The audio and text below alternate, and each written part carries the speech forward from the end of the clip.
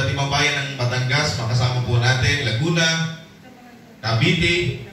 Ayan, makakasama po natin ang atin pong mga kapatid sa iba't ibang lugar. Ano po? Makasama din po natin ang Davao, makasama din po natin ang Cebu. Ano po? At makasama din natin mga taga-Jinsan. Ayan, sa lugar nila Manny Pacquiao. Ayan, yung aming pinanggalingang church na pinagdausan po namin ng Church on Tarak ay makakatin po yung ilang pastor doon. Ano po? Nag-chat na nga po sila noong isang araw pa. At Sabado pa lang ay nandiyan na po sila sa Nasugbu. No? Gabiyahin na po sila sa aeroplano. Kaya sa umagang ito ay tunay pong sa buhay natin, sa ating paglalakbay, ay ganun talaga. Pag sumakay ka ng bus, marami kang makikita. Amen? May lubak, minsan ay may na-aksidente. At pag sumakay ka ng tren, ganun din. Marami ka nakikita ang bahay, marami ka nakikita kung ano-ano. So, ganun talaga mga kapatid. Sa paglilingkod natin sa Diyos, marami tayong nakikita. Marami din tayong naranasan. Amen? Minsan, problema, distraction, ayan, ganun. Pero kailangan umubertake ka lang. Amen? Diretso lang sa pagtakbo. Tuloy-tuloy ka lang sa destinasyon mo. Huwag kang tumigil. Amen po ba? Huwag kang tumalon sa bus. Amen po ba? Dahil sigurado masasaktan ka. Amen po ba? Kaya sa paglilingkod, ganun lang po yan. Natapos mo yung isang problema, may problema ulit darating. Amen po ba? Natapos ang isang pagsubok na pagtagumpayan mo, meron namang kasunod. Pero alam nyo ba, sa bawat pagsubok na ating pinagdadaanan, may gantimpala po yan sa Diyos. Amen po ba? Alam nyo ba, dito pa lang sa lupa, tumatanggap na tayo ng crown, ng gantimpala. Sa langit, lalo na. May gantimpala tayo sa langit. Amen po ba? Amen. Palakpakan natin ang ating Diyos na buhay. At mga kapatid, ngayong umaga ay gusto ko pong ibahagi sa atin ang topic natin. Ano ba yung topic natin ngayon? Ayan. Nandiyan ba? Ayan. Pakibasa po mga kapatid. Pakibasa uli ng malakas. Ayan. Yung anointing, di ba nag-anointing tayo ng linggo? Yung anointing na ibinigay sa atin ng Diyos sa kapangyarihan ng Holy Spirit, yung anointing po para tayo magtagumpay. Amen? Para tayo manalo sa buhay. At pakatandaan natin na sa bawat laban natin ay hindi po natin kaya mag-isa. Amen? Si Manny Pacquiao, hindi po yan lumalaban mag-isa. Marami pong kasama yan. Amen? Pero personally, siya po ay talagang nagpa-practice mag-isa. Pero may mga kasama siya, may pagdating sa bagong lumaban, may mga coach siya at ang nagtuturo sa kanya ay madami. Hindi lang yung Amerikano, anong pangalan nun? Si Cockroach, ano ba? Ha? Si Freddy Roach ba yan? Sorry, hindi ko makakala. Hindi ko gano'ng kilala. Ayan. Marami pong nag-ano sa kanya, si Buboy, malaking katawan. Ayan. Marami pong nag-ano sa kanya, nag-advise sa kanya. Ganito ang gawin mo, Manny, ganito gawin mo. Marami pong nag-advise sa kanya. Hindi lamang isa. Amen? At habang siya nagja-jogging, meron din pong mga kasama siya. No? May isang aso pa sumusunod sa kanya. Kaya sa buhay natin, hindi pipede na sa paglilingkod natin sa Diyos, meron talagang Huwag mo isipin nag-iisa ka lang. Kasama natin ang Diyos, nandyan ang Holy Spirit, at nandito kami na iyong mga kapatid. Amen? Hindi ka nag-iisa. Mag-chat ka lang. Mag-chat ka, tumawag ka. Kung may load ka, mag-chat ka. May problema ako, ipag-pray nyo ako, punta nyo ako dito sa bahay. Hindi ka nag-iisa. Nandito kami na iyong mga kapatid. Amen? At pag may problema tayo, ito ang problema. Kapag may problema tayo, kaya lumalala. Pag tayo nagmumukmuk. Amen? Amen po ba? Amen. Yung salitang mukmuk ay kasama po yan sa salitang lamok. No? Di ba yung lamok lagi nagtatago sa dilim? Lamok, mukmuk. Ganun po yan. Kasamahan po yan ng lamok. Yung mukmuk. Yung pagmumukmuk po ay nakakalungkot Amen po ba? Ba, may problema ka, nagmumukmuk ka, hindi ka kakain, hindi ka maliligo, hindi ka magtututbrush. Di ba, hindi maganda sa iyong kalusugan pag nagmumukmuk ka. Amen? Ayaw mong makausap. Mainit ang ulo ko, huwag mo kusapin. No? So, yung kasing nagmumukmuk, ayaw yan na may makausap. Amen? Ayusin ka ng araw. Di ba lamok ang gusto ng gano'n? Ang lamok lumalabas lang yan sa gabi. Amen? So, alam nyo na ngayon, nang ibig sabihin ng nagmumukmuk ay kasamahan sa lamok. No? Okay, so at least may alam kayo na konti. Yan. At yung takot po, mga kapatid, ang takot po, kapag mayroon tayong nararamdaman, yung takot po, hindi rin po maganda yun. Hindi rin po kalooban ng Diyos ang takot. Okay. Kapag ang takot, halimbawa, sinabi ng doktor sa atin, ikaw ay may sakit.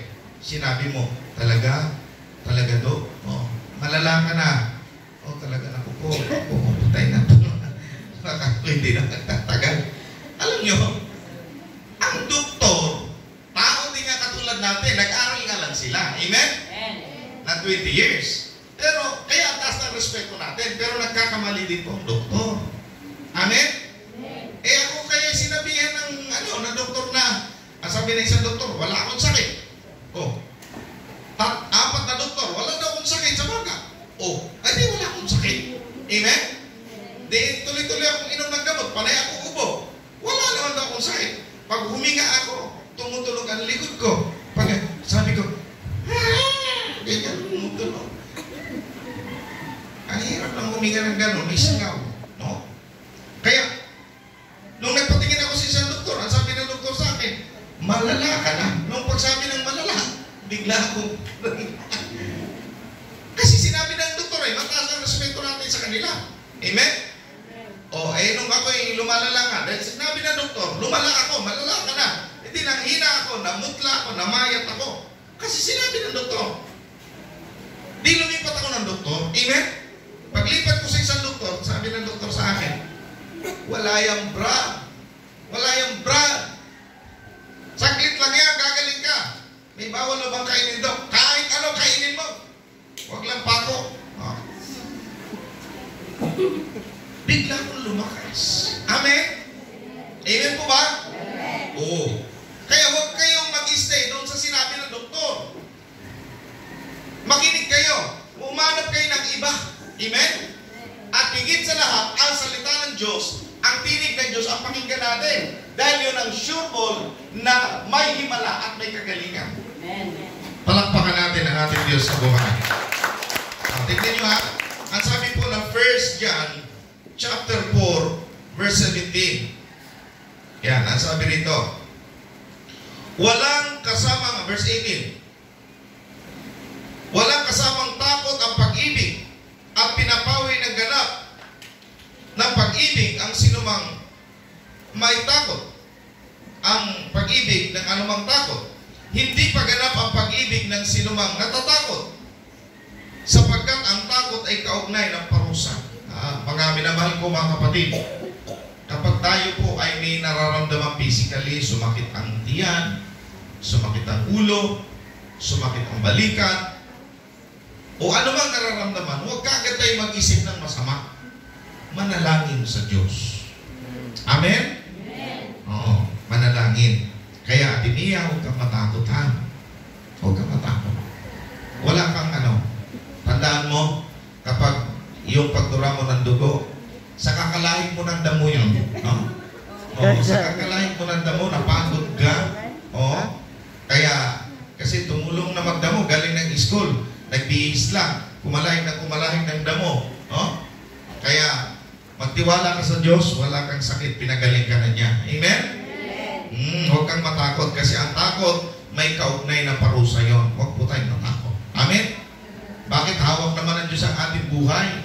Kaya hindi dapat tayo matakot. Amen po ba? Palakpakan natin ang ating Diyos. Masaya po ba tayo sa araw na ito? Amen? Praise God. Pwede bang kamayan natin muli ang ating mga katabi? Sabihin natin, pinagpala ka ng Diyos. Amen? Praise the Lord. Hallelujah. Ayan. Pinagpala tayo ng Diyos. Yan. Kaya ang gaganda natin, ang gaganda ninyo, at ang pupugi namin. Amen? Amen po ba mga anak ng Diyos? Yan, dapat naka-smile tayo. Amen? Kasi alam nyo, naka-CCTV camera tayo dito. Ba? Nakita nyo ba? CCTV camera natin? Sa langit, Alam nyo ba, ikalawang unang Pedro chapter 3 verse 12, ang mata ng Panginoon ay nakatuon sa matuwid. Amen? Aba, ano sinasabi ng CCTV camera na yan? Kaya ang mata ng Panginoon Diyos nakatingin sa atin. Amen? At panalangin nila ay malugod na agad dinirinig. Ngunit ang gawang lihis, ang banal niyang mukha ay sa puot nagingit-ngit. Amen? Kaya kapag matuwid ang ginagawa natin, nakatingin ang Panginoon Diyos. Nakabantay siya sa atin. Amen? Nakabantay siya sa atin. Kaya ang topic natin ay, pakibasa ulit, nasana? Anointing to win. Yeah, yung anointing to win. So, ibig sabihin, yung anointing, yung blessing na nasa atin, ang plano ng Diyos, ang nais ng Diyos, tayo magtagumpay. No?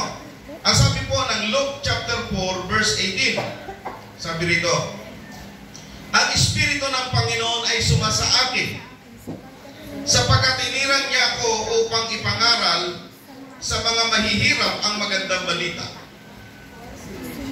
Isinugo niya ako upang ipahayag sa mga bihag na sila'y lalaya. Sabihin natin, lalaya. Sa mga bulag na sila'y makakakita. Sabihin natin, makakakita ang bulag. Okay, makakakita ka na pala. Ninya. Yan. Yan. Isinugo niya ako upang palayain ang mga inaapi. Amen? Yan. At upang ipahayag ang panahon ng pagliligtas ng Panginoon. Palakpakan natin ang salita ng Diyos. Ang sabi po ng 1 John chapter 5, yan, makikita po natin paano tayo magtagumpay sa buhay na ito. No? Paano natin mapagtagumpayan? Alam ninyo, mga kapatid, ang Iran, no, ang Israel, alam niyo ba ang Israel, mula noon hanggang sa ngayon, ay laging may giyera, may labanan sa Israel. No? Ang Israel po dati ay 70 lang mahigit. 70. Nung sila'y pumunta sa Egypt. No? 70 lang sila sa pamumuno ni Joseph. No? Ngayon, nung sila'y ilalipin ng mga Egyptian ng 400 years, dumami po sila ng mahigit 1 milyon. At yun nga po, ginamit si Moises upang alisin sila doon. At nung sila'y alisin, unang labanan. Doon nagkaroon ng unang laban. Nung nagkaroon ng unang giyera, sa panahon na yon, mga kapatid, ay nahati ang dagat. Amen? Nahati ang dagat. Yun po ang unang laban na napagtagumpayan nila Moises at ng bansang Israel dahil nahati ang dagat. Kaya sa ating paglilingkod sa Diyos, kapag dumating na ang problema, isipin nyo, mamamatay sila kasi naglalakad lang sila, ang hahabol sa kanila, mga karwahe at mga espada. Wala namang, hindi naman nakapag-training ng labanan ng mga Israel kasi mga alipin silang lahat. Kalalaya lang nila. Hahabulin sila ng mga karwaheng kabayo at mga magagaling na mga mandirita. Anong kalaban-laban nila? Di wala. Pero dahil kasama nila ang Diyos, sabi ng mga tao, Moises, mamamatay na tayo! Mamamatay na tayo sa disyertong ito. Sabi ni Moises, Ama, ano gagawin namin? Itaas mo ang tungkod. Amen? Kayo nung itaas ang tungkod. Di ba ito? Hati ang dagat. Amen? Hati ang dagat. Hinatin ang Diyos ang dagat. Amen? Amen. Lumakat. Yung dagat ay naging parang ispaltado. Natuyo ang dagat at sila naglakad. Amen po ba? din sila ng mga sundalo. Tuloy-tuloy ang paghabol sa kanila, siyempre. Pero isipin niyo po, naglalakad lang sila, mabilis ang lakad nila, hinabol sila, tumatakbo ang mga Egyptian na mga sundalo. Hindi sila inabutan eh. Nakatawid na sila, mabilis. Ilang kilometro yung tinawid nilang dagat na yun, pagkalayo-layo. Oo, hindi sila inabutan talaga. Ngayon, mga kapatid, nung makatawid na sila, nandun na sila, nakatawid na sila sa dagat, nasa gitna na yung nasa talagitna na lahat ng mga sundalo. Nasa gitna nga, ay nakatawid na nga sila. E di malapit na rin silang maabutan. Oh, Lord, ako patay, abutan tayo, nandiyan na naman, malapit na, patay tayo. Oh, takot na naman ang mga Israelita. Patay tayo, Moises, patay tayo. Anong ginawa ulit ni Moises? Tinasuli ang tungkod, nag-pray sa Panginoon. Amen? Tinasuli ang tungkod. Nung itaas ang tungkod, ano nangyari? Together again. Amen? Bumalik ang dagat. Amen? Lahat ng kalaban natapunan. Palakpakan natin ang ating Diyos. Nagtagumpay sila dahil kasama nila si Yahweh, kasama nila ang Diyos. Amen? Kaya sa buhay natin, mga kapatid kong minamahal, kapag kasama natin ang Diyos sa paglilingkod na ito, hindi tayo iiwan at hindi tayo pababayaan ng Panginoong Diyos. Palakpakan natin ang ating Diyos na buhay. Ang anointing na binigay sa atin ng Diyos, hindi pagkatalo, kundi tagumpay. Pero pagkatandaan ninyo, kapag tayo nagtagumpay sa ating paglilingkod, umunlad ka, yumaman ka, huwag mong kalimutan na may Diyos ka na nagpayaman sa iyo. May mga kapatid kang nagpipray sa iyo. May mga magulang ka na nagsikap at nagtiyaga at nagdasal para sa iyo. Para ka magtagumpay. Huwag mong kalilimutan yan, mga bagay na yan. Sapagkat marami mga tao na nagtagumpay, nakalimot sa Diyos at nakalimot sa kanilang kapwa. Amen? Sino ang yumaman na nagtagumpay kailan lang na bagong-bago na hindi maganda ang attitude? Sino yun? Gold pa ang kanyang napanalunan. Ha? Oh, di ba? Ang galing, nanalo, ang galing kita, hangang-hanga, nanalo ng gold. Pero, kumusta ang attitude? Ang magulang nag-online, ang nanay niya nag-online. Nagbebenta ng online sa online na mga damit na kung ano-ano. Siya po ay may higit 100 million ang pera niya. Kumusta mga magulang niya? Ang tatay niya at nanay niya mahirap lang. Hello, nandiyan po ba kayo? May mga tao pong magagaling pero hindi po maganda ang ugali. Hindi po sa sinisiraan natin. Amen? Amen? Si Manny Pacquiao, mahirap lang din yan. Nang manalo sa labanan, hiwalay pa ang kanyang mga magulang. Mahirap lang din sila. Pero ano nangyari? Nang magtagumpay si Manny Pacquiao, pinabayaan ba niya ang mga magulang niya?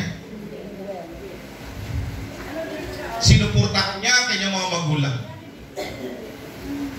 Amen po ba? Yan, para ipapakante.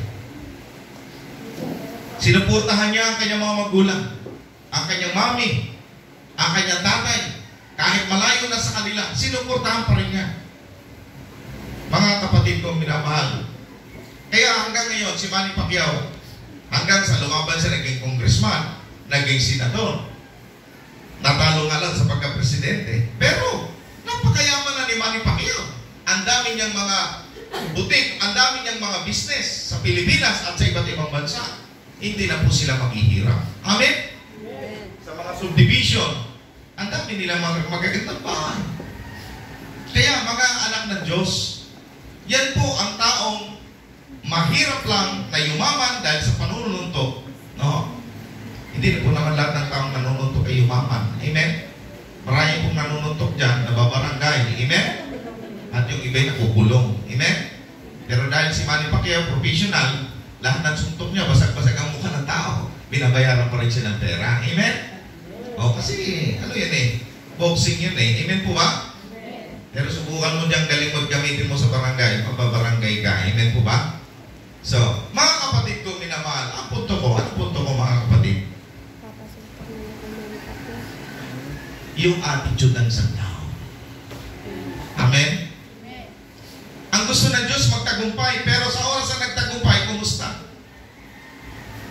Nung ikaw humingi ng kagalingan, nung pinagaling ka, nagpasalamat ka ba sa Diyos? Salamat sa mga nagpapakaltuo. Palakpakan natin ang Diyos. Alam nyo, naririnig kayo ng Diyos. Nakikita, Lord, pagalingin niyo po ako, sumakit ang tiyan ko. Tapos nung hindi ka nag-testimony, anong sasabihin ni Lord sa susunod? Pag nagkasalit ito, pag may naramdaman ito. O, di ba? Amen po ba? Naintindihan nyo? Dapat magpasalamat tayo sa lahat ng blessing na dumating sa atin. Magpasalamat tayo sa Diyos sapagkat lahat ng bagay na nasa atin galing sa Kanya. Amen. Palakpakan natin ang ating Diyos na buhay. Kaya, inanoint tayo ng Lord para magtagumpay. Alam po ninyo, ang sabi ng 1 John chapter 5 verse 1, paano tayo magtagumpay sa buhay? Ang sabi ng verse 1, ang bawat sumampalataya sa Jesus, ang siyang Kristo, ay ang anak ng Diyos. At ang sino mang umiibig sa Ama, ay umiibig din sa anak. Pakinggan niyo itong maigi. Ang sumampalataya sa Jesus, ang siyang Kristo, ay anak ng Diyos. Ano ibig sabihin ng Kristo? Messiah, Savior, tagapagligtas.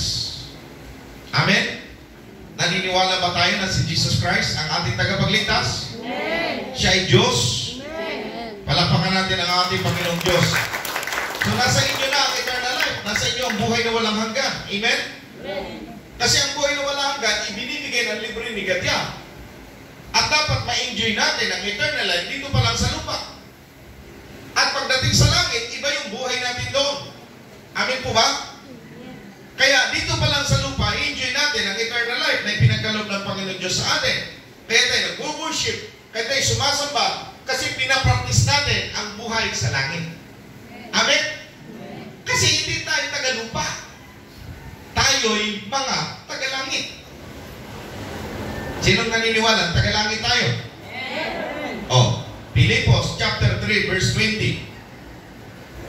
Anong sabi doon? Pilipos chapter 3 verse 20. Ang langit ang tunay nating bayan. Mula ro'y hinihintay natin ang ating tagapagligtas, ang ating Panginoong Hesukristo. Amen? Kaya, ang langit ang tunay nating tahanan. Kung meron kang bahay na napakaganda, pansamantala lang yan. Amen? Pansamantala lang lahat. Oh, tandaan ninyo, ako po'y ipinanganak sa Davao.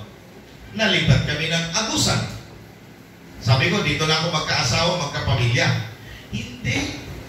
Nalipat ko na sa Buanga. O, tignan nyo ha. Ang layo ng kwento ng buhay ko. Sabi ko, dito na ako magkaasawa siguro sa Zamboanga, dito na ako magkapamilya. Hindi rin. Dinala ako sa Malanday. Sabi ko, baka dito na ako tumagal sa trabaho, dito na ako magtuloy-tuloy. No? Pero hindi. Dinala ko na dito sa Bangka-Bangka. Amen? Oh, pagdating ko sa Bangka-Bangka, naging pastor na ako, nasa isip ko, palagay ko, dahil marunong na akong gumapas at magtanim ng palay noon, ay palagay ko, dito na ako magtatagal, dito na ako magkapamilya, magkaanak, dito na ako tumanda. Oh, nagkaasawa ko, nagkaanak ako sa Bangka-Bangka, umabot ako ng 16 years, inilipat pa rin ako ng Diyos sa Nasugbo. Amen?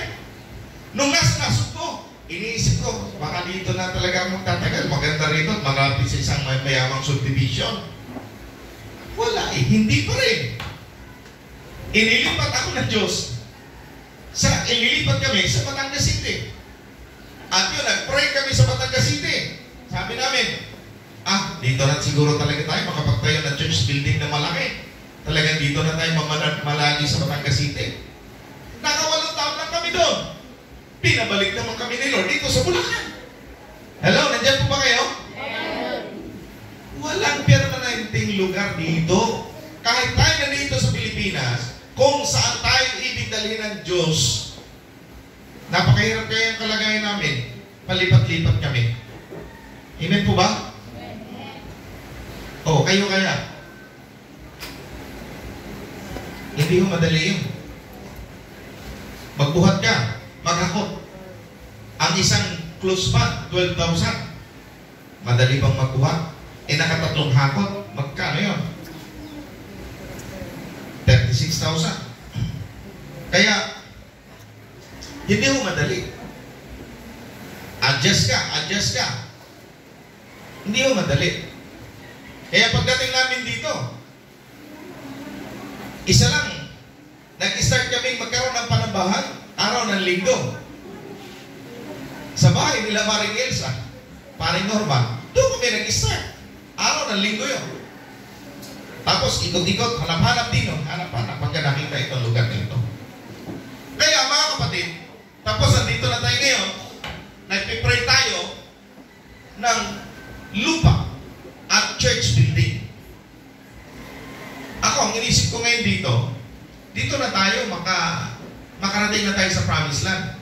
No, dito na tayo, tumagal na tayo hanggang makapagtayo tayo ng church building dito. Amen po ba? Amen. Sabi sa akin nung may-ari nitong lugar na ito, Pastor, baka naman, may tanong ako sa inyo, baka naman pagdating ng 5 taon, wala na kayo dito. Baka kayo nasa Cebu na, sa Mindanao, kung saan kayo lilipat. Sabi ko, Kuya, ang kalooban po ng Diyos ang masusunod. Amen? Amen? Hindi po ako. Kami po'y sumusunod lamang sa kalooban ng Diyos. Kaya, ang tagumpay, mga kapatid ko, yung anointing na binigay ng Diyos sa atin, para tayo magtagumpay. Amen? Kaya, yung first year natin, anniversary dito, tungko po si Daddy Sam. Kontuwa, at maraming na-bless sa atin dahil, siyempre, 1 year pa lang tayo, ang ganda na ng lugar natin. Alam niyo ba, mga kapatid, kung ikumpara yung lugar namin sa Batangas City, nung aming pinanggalingan sa Dulo, sa Barangay 6, napakaliit na bahay at napakasikip at walang parking. Nakikipark po kami sa gilid. Alam niyo ba yung van na puti? Nakakagilid lang po yan, nakarampa lang po yan sa gilid. Wala talagang parking yan. Kaya pag nung araw ng linggo, inaalis ko yan, lumipat ako, naghanap ako ng ibang mga gilid-gilid din ng bahay-bahay. Nagpapaalam ako, pwede yung makipark dito kasi may paparking kami mga kapatiran sa gilid. Ang hirap. Oras nagpiprits ako, may bisita kami, 4 na sasakyan, 3 sasakyan. Mga service sa mga kapatiran. Oras na nagtuturo ako, biglang may kakato. Paalisin daw yung sasakyan. Paalisin ng may-ari ng bahay. Kaya, ang hirap po ng kalagayan doon. Pero nung nakalipat sila, mas malaki pa dito, nung nalipatan nila, mahigit 100 capacity. At ngayon, di ko lang alam kung nakalipat na sila, sila po ay nakakita ng lugar na halos 500 capacity. At yung parking, napakalaki. Kaya, lalo pinagpala ng Diyos ang Batangas City. Palakpakan po natin ang ating Panginoon Diyos. Ako po ay natutuwa sa nangyari sa kanila. No? Kapag sila'y umuunlad, ay pakiramdam ko umuunlad na rin tayo. Amen? Amen po ba? Palakpakan natin ang ating Diyos na buhay.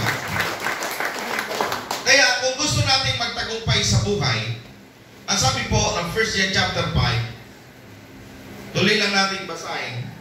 Ang sabi ng verse 2, ito ang palatandaang iniibig natin ang mga anak ng Diyos. Kung iniibig natin ang Diyos, ay tinutupad ang kanyang mga utos sapagkat ang tunay na pag-ibig, sapagkat ang tunay na umiibig sa Diyos ay ang tumutupad sa kanyang mga utos. At hindi naman napakahirap sundin ang kanyang mga utos. So napakadali lang palang sundin ang utos ng Diyos. Amin po ba? Hindi mahirap. Sapagkat na pagtatagumpayan ng mga anak ng Diyos ang sanlibutan. At nagtatagumpay tayo sa pamamagitan ng pananampalataya. Paano tayo magtagumpay? Pananampalataya. Sabihin natin, pananampalataya. Yan. So, ang sabi pa ng verse 5, sino ang magtatagumpay laban sa sanlibutan? Ang sumampalatayang si Jesus ang anak ng Diyos. Palakpakan natin ang ating Diyos na buhay. Ito mga minamahal ko, pakinggan nyo itong maigi. Ang bansang Israel, mahigit na po sila, dati nag-start lang sila na 75. At nung namatay si Joseph, inalipin na po sila ng bansang Israel, ng mga Egyptian, Egypto. Nung sila inalipin po doon ng napakatagal na panahon, mga kapatid, mahigit na po sila 1 milyon. At nung sila po'y lumabas, dahil siyempre alipin sila, ang utak nila, mga utak na po ng mga Egyptian. Nung sila'y lumabas, hindi na po sila utak Kristiyano. Alipin na po sila. So, nandoon po yung mga reklamador, mga matitigas ang ulo, kasama po ni Moises yun, na tumawid sa pulang dagat. Mga kapatid dito po, nung nakatawid na po sila sa dagat, nandoon na po sila sa ilang, walang bahay, puro kubo lang. Ang kasama nila, kamilyo, baka, mga hayop, mga dala din ng tupa. Eto na po.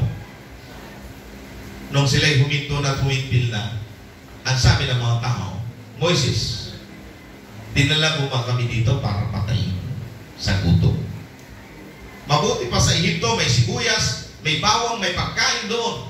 Dito, dadalhin mo lang kami sa ilang, sa disyerto na walang pagkain, mamamatay kami dito. Wala tayong tubig dito. Kaya, si Moises po panay panalangin. Kaya lumabas na yung tubig sa bato. Nung ituro ni Moises sa bato yung tungkod, lumabas ang tubig.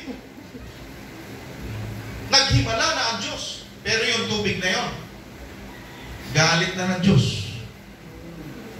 Kasi puro reklamo yung mga tao. Sipin mo yung bato, lumabas ang tubig. Kaya, sinong magtatagumpay? Alam nyo, sa dami po ng mga Israelita, mahigit sila 1 milyon na pinangunahan ni Moises. Halos lahat ng mga matatanda na yon na mga Hudyo, hindi po nakarating sa lupang pangako. Hindi po nakarating sa promised land. Pati si Moises po, nadamay. Dahil sa katigasan at reklamo ng mga tao, hindi po sila nakarating sa promised land. Alam niyo ba kung sino lang ang nagtagumpay at nakarating sa promised land? Walang iba, si Joshua. Amen? Si Joshua lang po ang nakarating sa promised land. Alam niyo ang ibig sabihin ng promised land? Yes, Joshua at si Caleb at ang mga kabataan. Alam niyo po, anong ibig sabihin ng promised land? Ito yung lugar na ang lalaki ng mga ubas, peras, kwartas, ang daming mga prutas, kaya lang, ang ganda ng lupain, kaya lang, ang lalaki ng mga tao roon. May mga higante. Kaya, yung iba, takot. Pero, yun nga, ang nakarating lamang doon sa lugar na yon, matabang lugar, ang kaganda ng mga lugar na yon, syudad na yon, ng Kanaan, ng Promised Land. At yun nga, naging Israel ngayon. Alam niyo ba mga kapatid, sila Joshua lang at si Caleb at ang mga kabataan. Lahat po ng matatanda, naiwan po na ilibing sa disyerto, sa ilang. Lahat ng reklamador, balsamador, no? Lahat po ng mga matitigas ang kalooban, naiwan po lahat sila doon. Panireklamo kay Moises, alam niyo ba, ang sabi ng Biblia, sabi ni Yahweh, yung reklamo niyo kay Moises, reklamo niyo sa akin yan. Kasi si Moises po ang representative ng Ama. Amen? Amen? Kung ano ang sabihin ni Moises, sinabi ng Diyos yun, ay marami po hindi nakikinig. hindi sila nagtatagumpay. Mga kapatid ko, mga minamahal, gusto kong sabihin sa inyo, para magtagumpay kayo sa buhay. Alam niyo ba, sa lahat ng larangan, sa trabaho,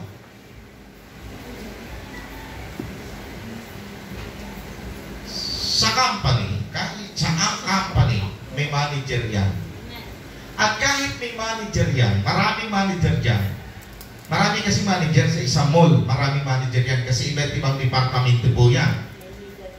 Pero mga kapatid, kahit maraming manager, meron pa rin may-ari. Amen? Iisa dyan ang may-ari. Sa isang mall na yan. Sa isang call center, may manager yan. May pinakikinggan ka dyan. Amen po ba? Amen? Sa school, oo, nagtuturo ka, pero may principal yan. Amen po ba? Oo, may principal. Bukod kay principal, may DepEd pa yan. Amen po ba? Mga kapatid, may mga leader po tayong pinakikinggan. Pagdating po sa church, napakahalaga, meron tayong pinakikinggan leader. Amen po ba? Nakikinig po ba tayo? Napakahalaga. Kasi, ang isang pinili ng Diyos, iba-iba kasi ang pagkapili ng Diyos eh. Kasi alam nyo, ito ang problema ng mga Kristiyano. Ako, meron akong na-encounter, marami na. Dahil matagal na akong pastor eh, may 30 years na ako. Ang dami akong na-encounter eh, may attend sa church. Tapos magkukwento pa, no? Sasabihin, wala, di magaling magturo yan. Magaling bakot dyan. Kasi ako'y tapos, ako may pinag-aralan. Yan, hindi nakaka-bless yung ano na yan, magturo na yan. Hello? Nandiyan po ba kayo? Tatawa-tawa lang ako. Hindi. Isa na ako doon. Dahil sa kinikwento niya, sinisiraan yung kapwa ko pastor. Pag nasa talikuran niya ako, sinisiraan din niya ako. Tama? Tama? 100% yun. Tabi-tabi, magkatabi kami, siniraan niya yung kapwa ko pastor, mga aral. Sinisiraan din niya ako pag hindi kami magkaharap. Tiyak yun. Amen po ba? Amen. Ang lakas nga ng loob niyang magsabi sa akin eh. Na yung amen ako niya, ibig ko sabihin? Amen. Hindi magtatagumpay yung ganong tao. Amen? Amen. Oh, ano nangyari? Sa galing. Oh, meron pa nga doon eh, nag-aagaw ng pagkakataon. Mag-pistay mo nila, nag-piprix na. Amen? Oh. Kaya sabi ko kay Rizman, may nagpiprix, parang galit, patay ng microphone. Pinatay ako ng microphone. Tapos sabi niya, hello? Hello? Sabi, wala yatang sound. Grounded. Pinatay ako talaga ng microphone. Kasi hindi maganda ang kanya sinasabi. Kasi naninira na ng tao. Amen? Naminersonal na. Hindi maganda yun. Nakuha niyo ibig ko sabihin? Paano magtatagumpay ang isang taong nagmamagaling? Ang taong nagtatagumpay may humble heart. May kababaang puso. Nandiyan ba kayo? Alam nyo, yung salitang humble, galing yan kay Jesus Christ. Yung humble, pag humble ka, katulad ka sa Panginoong Jesucristo. Amen po ba? Oh, mga kapatid, paano natin masasabing humble? Sige. Paano mapatunay humble tayo? Sige, magbigay kayo ng example. Sino yung humble na tao? Mia. Paano masasabing, magbigay ka lang ng example. Sino yung, paano masasabing humble yung isang tao? Mapagpakumbaba. Sige, tayo ka. Magbigay ka lang ng example. Example lang. Anong meron yung humble na tao?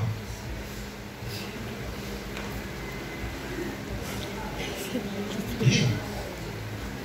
Anong meron? na naman yun sa'yo. Lalo. Oh. Humble, mapagpakumbaba. Paano natin masasabing humble tayo, mapagpakumbaba tayo? Yung bang ano? Ipagtanong niyo doon sa barangay namin, sa mga kapitbahay namin. Ako, pinakabait na tao dyan. Ha? Humble ba yun? Marami na ako na-encounter na gano'n. Ipagtanong mo, pastor, sa mga kapitbahay namin, napakabait ko. Alam niyo yung gano'n? Hindi talaga mabait yun. Amen po ba? Amen. Nako. Nagulat na lang. Amen. May himalang ginagawa. Amen po ba? Pinakamabait daw siya sa barangay na yun. Oh, tapos, inatake, namatay. Napakabait daw niya. Ay, nako. Mahirap mo magtaas ng sarili. Amen? Amen. Oh, paano nyo masabing humble sa tao? Please give your comment and share and subscribe. Okay lang ba kayo dyan, mga kapatid? Paano natin masasabing humble? Heidi, paano masasabing humble lang sa tao? Siguro po kapag po yung isa pong kapwa, ang kapwa niyo po yung nakasakit sa inyo, parang kayo pa po yung nagsasorry sa kanya. Yun ang humble. Malapakan natin ang Diyos. Ate Madel, paano natin masasabing humble ang isang tao? Pagka po walang kayabangan sa sarili. Kumbaga, hindi siya kapag mataas na, ay, kaya ko yan, ako nagagawa dyan. Kaya ko yun, ako na dyan. Kaya ko yun. Parang entitled po siya sa lahat. Yo, pabida. Pag hindi na po siya ganun, yun po yung Pag hindi na bida, tinatamad na, ayaw na tumulong. Gusto sikat. Amen? Pag gusto ng tao sikat, ang tawag dyan, sikat tsupuy. Paano pa natin masasabing humble ang isang tao? Kuya Benji. Mahaba po pasensya. Mahabang pasensya. Yan ang hinahanap ko yung mga ganong sagot. Oh. Kuya Sander, paano masasabing humble ang isang tao? Masunurin po. Ha? Masunurin. Masunurin. Oh. Pero pa na rin sa magkala. Saan masunurin? Ha? Kay Mrs.? Kay Miss ba? Oh, masunurin siyempre sa Diyos. Amen? Oh, sino pang ano dyan? Mga humble. Nakapagsasabi, ano ibig sabihin ng humble? Yan, tama po yung sinabi niyo. Ang tao pong humble, ito yung taong simple lang, pero rock. Amen? Ang taong humble, ito yung hindi naninira sa kapwa. Kasi pag nanira ka sa kapwa mo, ibig sabihin, magaling ka kaysa kanila. Amen? Pag sinira mo kapwa mo, pangit niya, hindi maganda ka. Amen? Amen po ba? Bakit mo sinabing pangit siya? Maganda ka. Amen po ba? Yun yung ibig sabihin. Oh. Kaya yung taong laging namiminta sa kapwa, ibig sabihin, magaling yun. Siya sa kanyang sarili. Kaya wala tayong karapatang maminta sa ating kapwa kasi may kapintasan din naman tayo. Sino kami na doon may kapintasan? Oh, ako. Number 1, ako na ang nagtataas ng kamay. May kapintasan tayo lahat. Amen po ba? Oh, sa ugali, meron tayong pintas. Kahit anong sikap natin gawin, minsan talaga nagkakamali tayo. Pero hindi tayo nagkakasala. Amen? Iba ang kasalanan sa mali. Amen po ba? Yung mali sa isip, salita, at sa gawa, nagkakamali tayo. Yung kasalanan, iba yun. Pagnanakaw, pagpatay, sugal, paglalasing, yan ang kasalanan. Amen po ba? Pero yung pagkakamali, nagkakamali tayo sa isip, sa salita, at sa gawa. Nagkakamali tayo. Ang kasalanan, iba po yung kasalanan. Sinasadya na po yun. Minsan may, sabi nila, hindi sinasadya, pero ang kasalanan, alam ko, pinagbabalakan yan. Amen? Yung kasalanan, intentional. Amen po ba? O, pagmumura, kasalanan din yun. Malaking kasalanan yun. Magsabi sa kapwa na minura mo yung kapwa mo. Nagalit ka, minura mo siya. Kasalanan yun. Pero yung magalit, hindi kasalanan yun, natural yun. Amen po ba?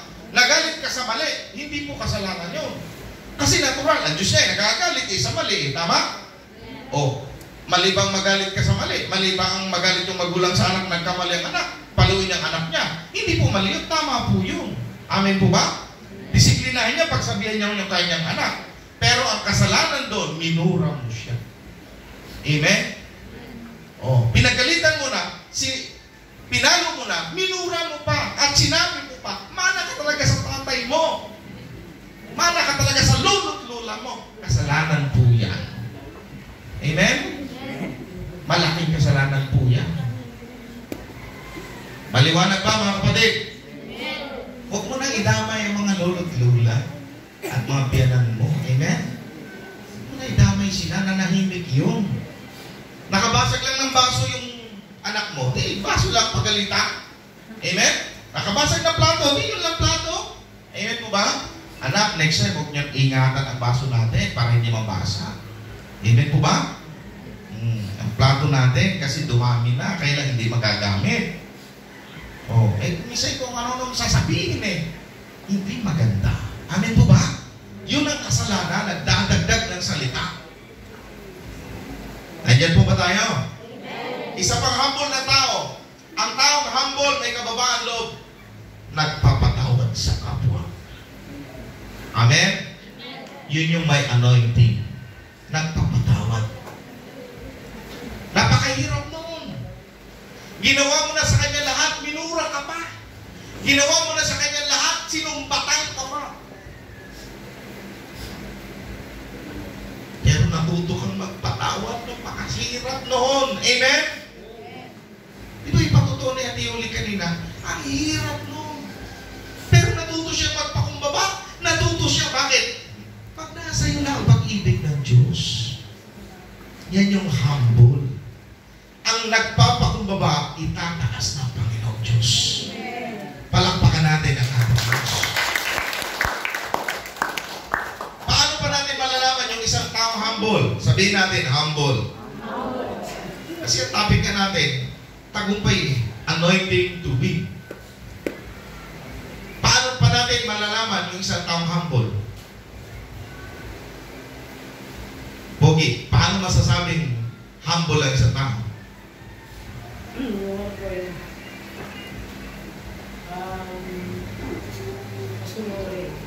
Nasabi na ni Kuya Sander yan.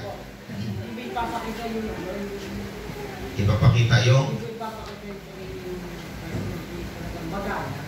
magalang. Yan. Magalang. Humble din yan. Isa pa pong humble na tao ay ito. Yes, ma'am. Sa akin parang humble yung hindi ka nagyayabang sa harap ng Panginoon Diyos. Ha? Hindi ka nagyayabang sa Hindi ka nagyayabang sa harapan ng Lord. No? Mahirap magyabang sa harapan ng Lord. Totoo yan. Lagi kayo nagsasorry. Yeah. Isa pang malupit na humble heart. Ito yun. Yung taong kayang tumanggap ng pagtutuwid kapag siya nagkamali. Kaya nyo ba? Kayo ba'y napagsabihan na? Nagkamali kayo? Napagsabihan na kayo ng inyong magulang? Ng inyong pastor? Kung kayo mapagalitan sa inyong mali, kayo tanggapin? Yan ang humble na tao. Pero kapag natuwid kayo sa inyong mali at kayo lumayas, hindi na kayo umateng, ma-pride yung ganong tao. Amen? Ako po bilang kuya ninyo, ako po ay naituwid na ni Daddy Sam ng ating Ama sa pananampalataya. Pinagalitan ako. Kasi merong isang pastor na nanira sa amin. Labas sa City of God, nanira sa amin. Kaibigan namin. Nagkasundo kami. Dahil siya naninira, ang sabi sa amin, kami daw lahat ng mga pastor ay sa Diablo. May mga sungay, ang sabi sa amin. So, ang usapan namin, sabi ni Daddy Sam, okay, walang pupunta doon sa taong yun. Walang pupunta, kahit isa. Wala kang ipag-usap. Dahil Diablo pala tayo. Hindi, usapan nyo. Usapan na lang kayo. Nako, may nakisuyo sa akin, nakalimutan kong usapan namin. Dinalahan ko lang yung bagoong na nahuhuli sa dagat, yung maliliit na hipon. Alamang, maliliit. Dinala ko doon. Pero wala naman siya. Isinabi ko lang sa gate, sinabi ko sa bata. Ay hindi ko alam, si Mrs. nagkukwento na nandun ako nagpunta. Pagdating ako, namula ng mukha ni Daddy Sam. Kuya, saan ka galing? Sa opisina yun ha. Kuya, saan ka galing? Doon po, Ibi, usapan natin, wala nang pupunta roon. Di ba usapan? Usapan. Sabi ko, oo nga po. Dad, sorry. Nakalimutan ko po. Pero hindi na po ako nakapasok sa kanlang gate. Hindi yung sinabi ko lang po sa kilid. Sinabi ko sa bata. Wala po naman siya doon. Kahit na, ang usapan, walang pupunta roon. Iyan mo ba? Sumuway ako sa usapan namin O, sabi sa akin, baka gusto mo na sampol. Sinabi sa akin, baka gusto mo na sampol. Nasa isip ko, baka ako'y disiplinahin, baka ako'y hindi na patayuin sa pulpito para hindi na mag-preach kasi nakasuway na ako nagkamali na ako dun Sabi ko, sorry po dad, sorry po. Nakalimutan ko lang talaga. I'm so sorry. Nagpakumbaba ako sa kanya. Ay, hindi, ang usapan na usapan. Baka gusto mo na sampol. Kita ko, galit talaga. Wala akong magagawa. Nagkamali ako Amen? Kailangan mo magpakumbaba. Naisip ko, disiplina niya ako. Alam nyo, pagpunta namin ng balay mag-asawa, nakamotor kami. Dahil dalalawin kami ng inaanak namin, membro ng church. Pagdating namin doon sa malapit na sa ospital, nakakita ko na nagkalat na langis sa kalsada. Langis. Sabi ko ba, kumapit ka. At may slide tayo. Langis. Kalat sa daan, hindi ako makaiwas. Pag ganun po, sumayaw na yung motor namin. Si Mrs. nakasombrero lang siya at wala siyang helmet. Ako may helmet, kumpleto ako. Sabi ko, huwag kang bumitaw sa akin, yumakap ka lang, huwag kang bumitaw. Kaya, hindi rin ako bumitaw sa motor. Kaya lang, mapagka-slide na namin, ganyan, nasa ilalim ako ng motor. Kaya kumanta si Mrs. Gusto ko nang bumitaw. Sabi ko, bumitaw ka na. Bumitaw ka na. Nasa ilalim ako ng motor. Ang sakit, naipit ako ng motor. Gasgas ako. Si Mrs. walang gasgas. Okay lang ako mag-gasgas. Ano lang aking asawa.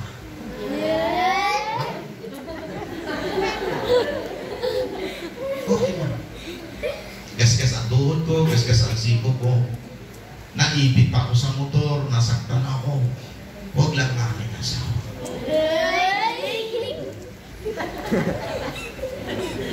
Sabi ko, nasaktan ka ba? Wala.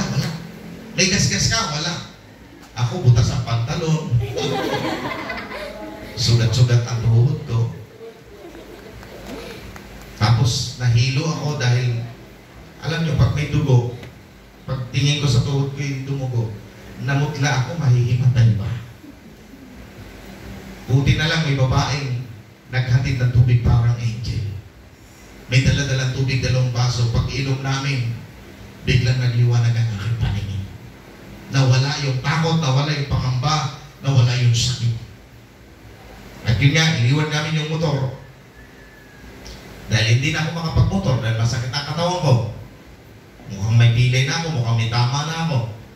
Nakasakay kami sa tricycle. Diretso kami dalaw doon sa nanganganak na inaanak din namin. Naka-wheelchair, pagdating sa ospital, naka-wheelchair ako. Sarap mo sa wakay sa wheelchair. Ang ganda pala. Tapos tulak-tulak akong kanya. Ang sarap. Tapos, third floor yung ospital. Nandun pa sa third floor. May hagdanan pa ganyan yung pinipit ako nung lalaking sabi ko, kuya, pinipitin mo ako papunta rin. Trabaho talaga namin to. Pinipit ako doon. Hanggang sa third floor. Walang elevator pinipit ako. Trabaho talaga namin siya to. Yung pagdating doon, sabi ko, ang sarap pala sumakay sa wheelchair, pero ayoko nang ulitin. Amen? Kaya, nagtaka yung dinala inano namin, inaanak namin, Ninong, bakit kinakasakay sa wheelchair? Sabi ko, wala to, try lang ito. Kasi hirap nga ako lumakad, kaya ako pinasakay sa wheelchair. Pero mga kapatid, doon ko nakita na sinampulan nga ako. Yung sinabi ni Daddy Sam, gusto mo na sampul? Doon ko naalala lahat na yung salita ni Daddy Sam, makapangyarihan yung salita ng ating leader sa pananampalataya. Amen? Yung sabi niya, gusto mo sampul? Yun lang, nangyari na, aksidente kami. Wala naman siya sinabing, ma-aksidente kami. Pero dahil sumuway ako, may nangyari sa akin, hindi maganda. Pero dahil nag-humble ako, nagpakumbaba ako, nag-sorry ako sa kanya, una sa Diyos. Sabi ko na, na-aksidente kami, pinag-pray kagad kami.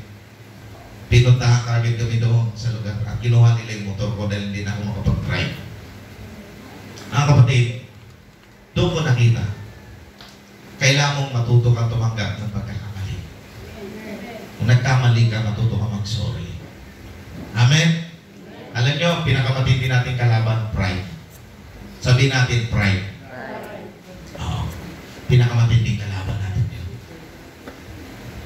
Isa pa, nag-practice kami concert. 5 ang aming inihanda kanta. Ito, mabigat dito. Sinabi sa amin mismo, huwag nyo nang kantahin lahat yan. Isa na lang kakantahin nyo ito. Sipin nyo, pinag-practicean namin ng 2 buwan. Yung 5 kanta, hindi pala ipapakanta sa amin.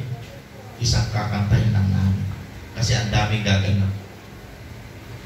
Sumimangot yung mga kasama ko. Sabi ko, no, huwag kayo sumimangot. Kailan natin matutong magpakumbaba. Amen? Nahirap yun. Pinaghandaan nyo.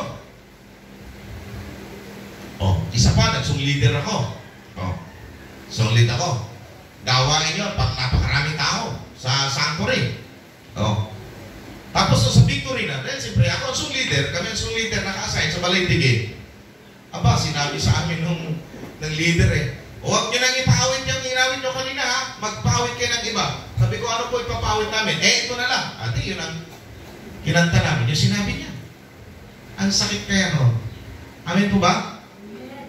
Parang kang ininsulto, parang basta pag ikaw ay may pride na tao, napakasakit nun, matitisod ka harap-harapan. Amin po ba? Pero tinisting lang ako ng Diyos, sinubok ako ng Diyos, kung paano ko magalit, kung paano ko mag-react, kailangan mong sumama ang loob mo sa oras na yun. Pero kailangan mong matutong tanggapin. Hindi nila nagustuhan yung tinanta mo. Amen? Hindi nila nagustuhan. Kaya pinabago sa amin yung outline namin. Sabi ko, okay na. Adjust tayo. Kailangan tayo marunong matuto tayo sumunod. Yung aking mga leader, baka pinakasimangot Sabi ko, okay ganun. Kaya natin ito ginagawa, matuto tayo sumunod.